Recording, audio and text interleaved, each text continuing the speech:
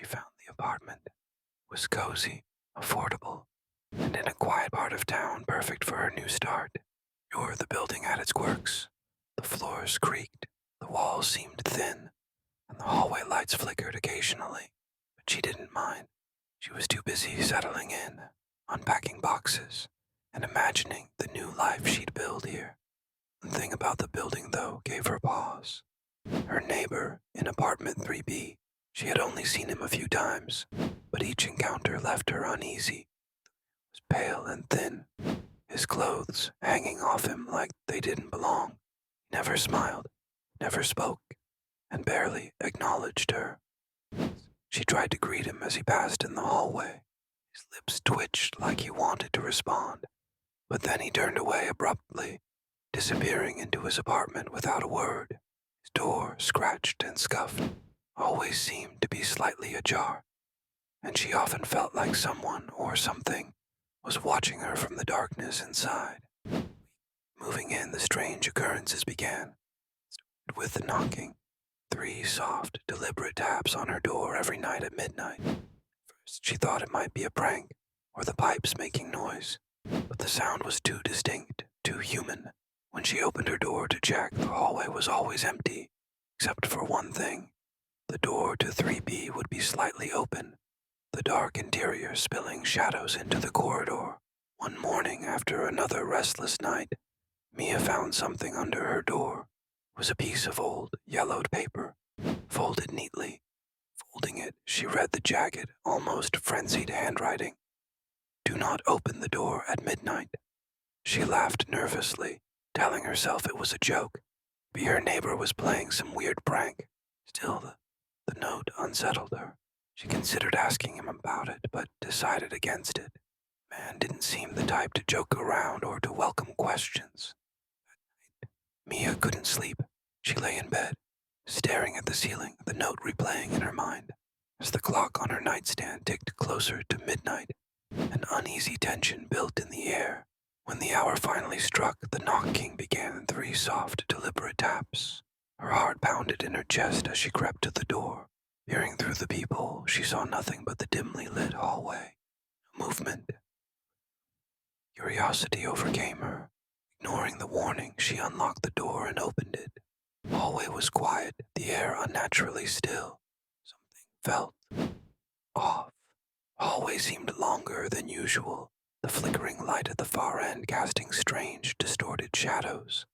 As she stepped out, she noticed the door to 3B was wide open. Inside, she could see the neighbor standing motionless, his back turned to her. "Hello," she called, her voice trembling. "Is everything okay?" The man turned slowly, his face pale and drawn, his eyes filled with a terror that made her stomach lurch. "Go back inside," he rasped. His voice was hoarse, like he hadn't spoken in years. "You shouldn't have opened the door." Before she could respond, he stepped back into his apartment and shut the door. The sound echoed down the hallway like a warning. The next day, Mia was determined to confront him and demand an explanation. She knocked on his door repeatedly, but there was no answer. The silence was heavy, oppressive. After a moment of hesitation, she tried the doorknob. Pushing the door open, she was hit by a wave of cold air and the smell of mildew. The apartment was dark, the curtains drawn tight, blocking out the sunlight. Symbols were scratched into the walls, strange, looping patterns that seemed to writhe and shift in the dim light. Center of the room stood a large, ornate mirror. Its surface was murky, almost like it was filled with swirling smoke. Mia stepped closer. She realized something was wrong. The reflection in the mirror wasn't hers. It was a woman, gaunt, hollow-eyed, and twisted. Her lips parted in a silent scream.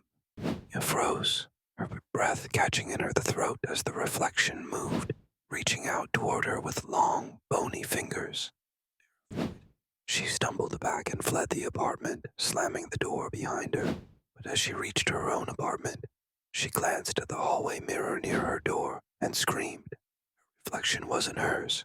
It was the same twisted figure from the neighbor's mirror, staring back at her with hollow eyes. That night, Mia barricaded herself inside her apartment, shoving furniture against the door. She didn't dare sleep. As midnight approached, the air grew heavy, the ticking of her clock loud and ominous. When the hour struck, the knocking began again. 3 loud, deliberate taps. This time, it was followed by a voice, low and guttural, hissing through the door. "Mia, let me in." Her blood ran cold. She backed away from the door, clutching a flashlight in trembling hands. The knocking grew louder, more frantic, until it sounded like someone was pounding their fists against the wood. Suddenly, it stopped. Silenced. Mia held her breath, her ear pressed to the door. Without warning, the door burst open, the force knocking her to the ground. In the doorway was the figure from the mirror, twisted, gaunt, and unnaturally tall. Its hollow eyes locked on hers, and its mouth opened wide, emitting a guttural scream that shook the walls. Mia scrambled backward, her heart pounding as the creature stepped inside, its movements jerky and unnatural. "What do you want?" she screamed. The figure tilted its head, its bony hand reaching out. "You opened the door," it rasped. "Now it's yours." Before she could react, the creature lunged at her, and everything went black. When Mia awoke, the apartment was quiet. The door was shut, the barricade gone. Everything seemed normal, but as she stood up and glanced at the hallway mirror, her stomach dropped. Reflection staring back at her wasn't hers. It was the twisted, hollow-eyed figure. Days later, a new tenant moved into Mia's apartment. They found the building charming, with its creaky floors and vintage lighting. On their first night, as they unpacked, they found a piece of yellowed paper under their door. The message was written in jagged handwriting. "Do not open the door at midnight."